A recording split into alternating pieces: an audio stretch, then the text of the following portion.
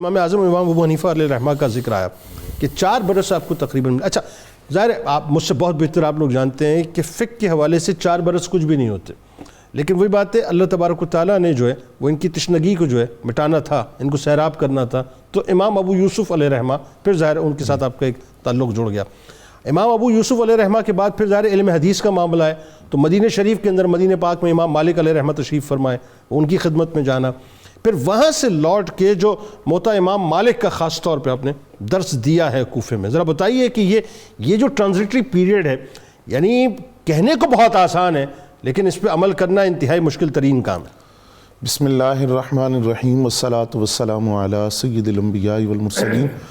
جنید بھائی، جو آج شخصیت ہیں جن کا ذکر ہم کر رہے ہیں، امام محمد بن حسن شیبانی رحمۃ اللہ علیہ، امام اعظم ابو حنیفہ رحمۃ اللہ علیہ سے 4 سال کا عرصہ آپ نے پڑھنے کے بعد جو استفادے کا موقع آپ کو ملا، ان کے وصال کے بعد حضرت امام ابو یوسف رحمۃ اللہ علیہ کی خدمت میں آپ حاضر ہوئے۔ یہ جو عرصہ ہے یہ تقریباً 10 سال کا بنتا ہے۔ اس میں آپ نے مختلف سفر بھی کیے ہیں اور کئی دوسرے شیوخ سے بھی آپ تعلیم حاصل کرتے رہے۔ امام محمد رحمۃ اللہ علیہ کا یہ کمال بھی تھا کہ آپ نے جتنے اساتذہ سے تعلیم پائی ہے وہ سارے اپنے اپنے زمانے میں علم و فن کے امام کہلاتے تھے۔ اب 4 اماموں سے بھی آپ کا تعلق ہے، جس طرح آپ نے انٹرو میں اشارہ بھی کیا کہ امام اعظم ابو حنیفہ رحمۃ اللہ علیہ اور امام مالک دونوں آپ کے اساتذہ میں شامل ہیں،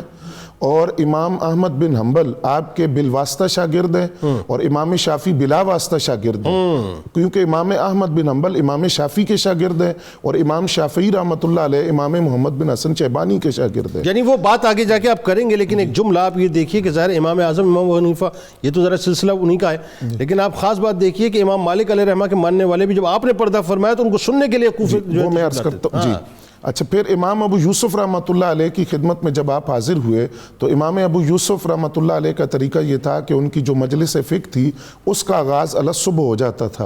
امام محمد رحمۃ اللہ علیہ صبح بعد شیوخ الحدیث کی خدمت میں حاضر ہوتے، حدیث سماعت کرتے۔ جب وہاں سے فراغت کے بعد وہ امام ابو یوسف کی مجلس میں پہنچتے تو یہاں سے بہت سے مسائل پر گفتگو ہو چکی ہوتی تھی، لیکن امام ابو یوسف رحمۃ اللہ علیہ آپ سے اس قدر محبت بھی کرتے تھے، رعایت کرتے تھے آپ کی، کہ وہ ان مسائل کو دوبارہ بیان کرتے تھے امام محمد کی خاطر۔ پھر اس قدر آپ کی محبت تھی، اس قدر تعلق تھا کہ یہ عام عوام الناس کے اندر بھی یہ بات جانی چاہیے کہ ان تینوں شخصیات کا آپس میں کتنا گہرا تعلق۔ سراج الامہ امام اعظم ابو حنیفہ، امام محمد اور امام ابو یوسف کہ فقہ کے اندر ایک اصطلاح استعمال ہوتی ہے شیخین کی، اس سے مراد ہے امام اعظم ابو حنیفہ اور امام ابو یوسف۔ صاحبین کی اصطلاح استعمال ہوتی ہے، اس سے مراد امام ابو یوسف اور امام محمد ہے۔ اور ایک اصطلاح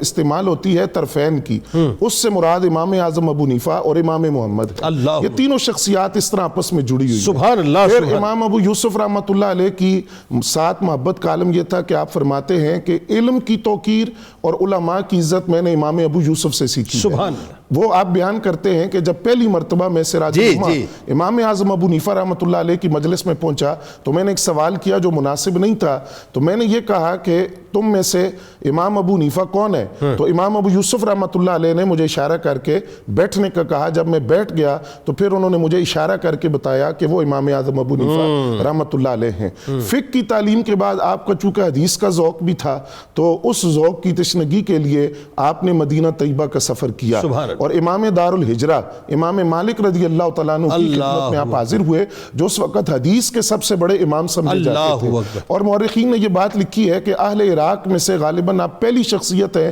جنہوں نے حدیث کا علم پڑھنے کے لیے مدینہ کا سفر کیا۔ جی آپ واحد شخصیت، بالکل ایسا ہے۔ اور امام دار الہجرہ امام مالک رضی اللہ تعالیٰ عنہ کی خدمت میں جب آپ حاضر ہوئے تو 3 سال کا عرصہ امام مالک کی خدمت میں آپ نے گزارا، مدینہ پاک اور روضہ رسول صلی اللہ علیہ وسلم۔ ایک تو دیار نبی تھا اور دوسرا پھر امام مالک جیسا امام اور استاد آپ کو ملا۔ 3 سال آپ وہاں ان کی خدمت میں رہے اور 700 احادیث آپ نے سماعت کی۔ جب آپ واپس آئے امام مالک رضی اللہ تعالیٰ عنہ سے اصول تعلیم کے وقت تو آپ نے پھر عراق کے اندر مجلس حدیث قائم کی۔ اس میں ایک دن آپ نے اس بات کے لیے مقرر کیا جس میں صرف امام مالک کی روایات کو بیان کیا جاتا تھا، اب جس دن وہ امام مالک کی مرویات کو بیان کیا جاتا اس دن ایک رش ہوتا تھا، ہجوم ہوتا تھا، لوگ سننے کے لیے آتے تھے.